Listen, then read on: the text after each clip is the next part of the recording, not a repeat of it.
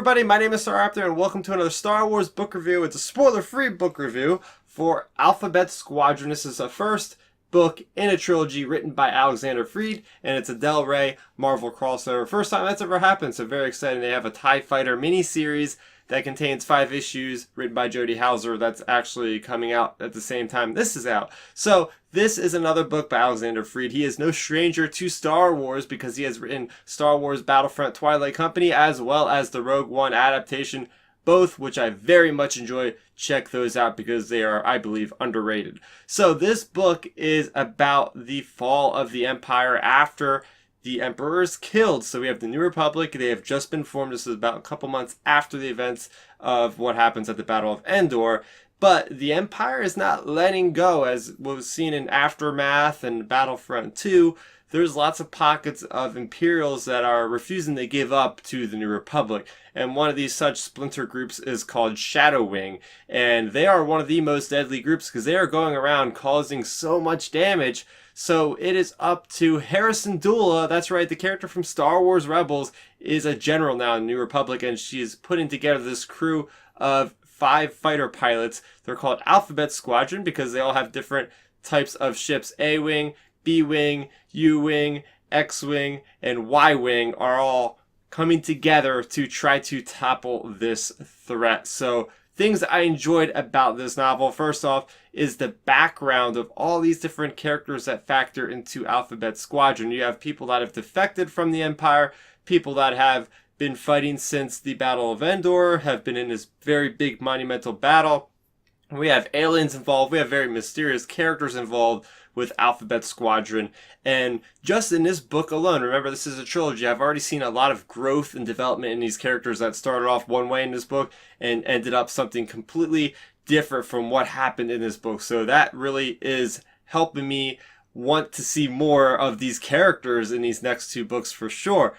Man, this military feel of this book is incredible, especially from the fighter sense of, perspective. We have never seen, or at least in canon, have experienced something that is this good from a writing perspective on how the ships are coordinating with each other, what it feels like to be part of this, drag down type of war of the Imperials just picking off rebel targets. And there's moments where you just feel despair. There's moments where people are getting picked off and it seems pretty hopeless situation. And I think that's really just lends itself to the writing of Freed, just having a masterful approach of making sure that the reader, at least I felt like I was engaged with what was going on. I was able to easily follow the flight paths of these ships in my brain, so that definitely helps when majority of the action in this book is in space or is in following ships around.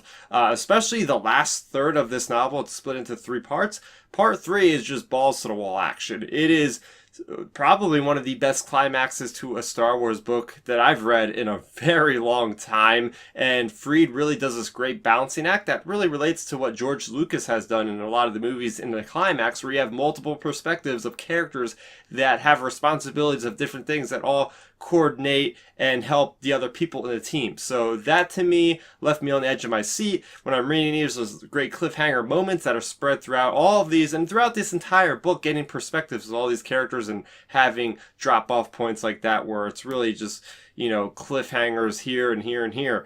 And there's one moment in this book, and I'm not going to spoil it, but it was groundbreaking for Star Wars. It was something I've never seen in Star Wars before, so I gotta give Alexander Freed some credit for really just putting a risk out there on the line, and to me it paid off. It was something that was kind of like a paradigm shift in Star Wars, and I'm not going to say it lightly. It was pretty spectacular seeing that actually come to be, so you're going to have to read the book to find out what that was.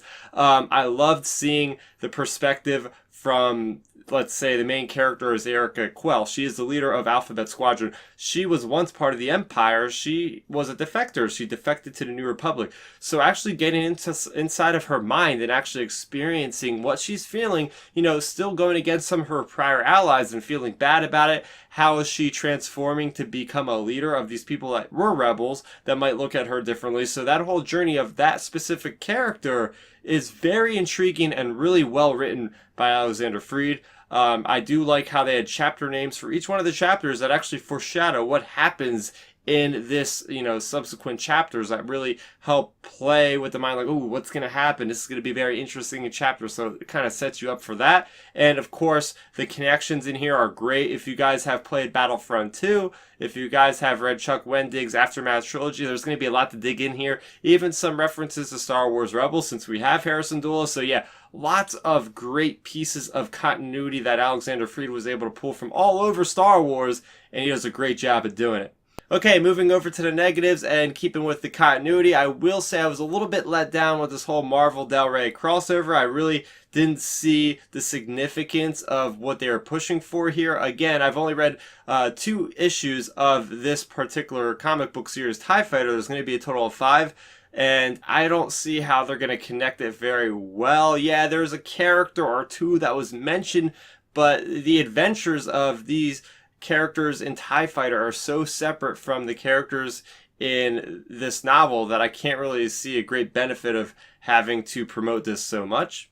So with that being said, I'm going to give Star Wars Alphabet Squadron a score of an 8.5 out of 10. I'm super happy that Alexander Freed is doing another 2 books in this trilogy because he really understands this era of Star Wars right after the events of the Battle of Endor. He's a great writer when it comes to military and comes to action, and he's also built up these great characters that I'm already feeling attached to, so can't wait to see where they end up. Make sure you check out Twilight Company if you haven't already, as well as his Rogue One adaptation. So what did you guys think of this video? Do you plan on picking up Alphabet Squadron? Does it sound interesting to you? Let me know in the comment section below. If you guys are new to the channel, I talk about Star Wars a lot. So if you like this video review, make sure you go ahead and support the channel simply by subscribing. That's going to do it for me, Starrapter. Thank you so much for watching, and may the Force be with you always. Thanks for checking out the video. Please hit that thumbs up symbol. It helps me know that I'm making content that you guys enjoy. And if you enjoyed this video, I also include 2 videos down below you guys should check out. And please consider subscribing to this channel. It helps support me, and it notifies you guys of when I get new videos up on the channel. You can also contact me on Twitter, Facebook, and Instagram at Starrapter.